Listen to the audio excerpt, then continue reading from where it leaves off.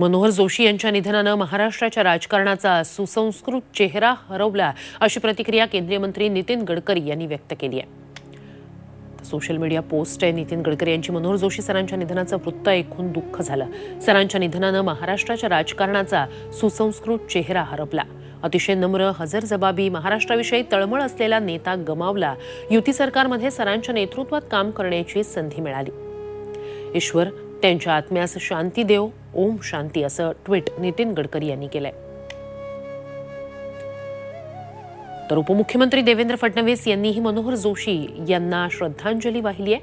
त्यांचं हे ट्विट आहे, माजी मुख्यमंत्री लोकसभेचे माजी अध्यक्ष मनोहर जोशी यांच्या निधनाचं वृत्त ऐकून दुःख झालं। माझा त्यांचा वैयक्तिक ऋणानुबंध होता।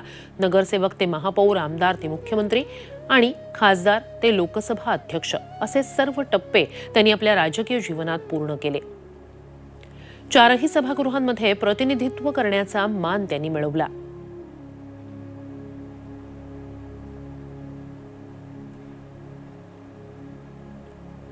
अतिशय शिस्तबद्ध, संयमी आणि अभ्यासू नेता म्हणून त्यांची ओळख होती। वैयक्तिक जीवन असो की राजकीय जीवन, वेळेची शिस्त त्यांनी कधीच सोडली नाही। राजकीय, सामाजिक, शैक्षणिक क्षेत्रातील योगदान कधीच विस्मरणात जाणार नाही।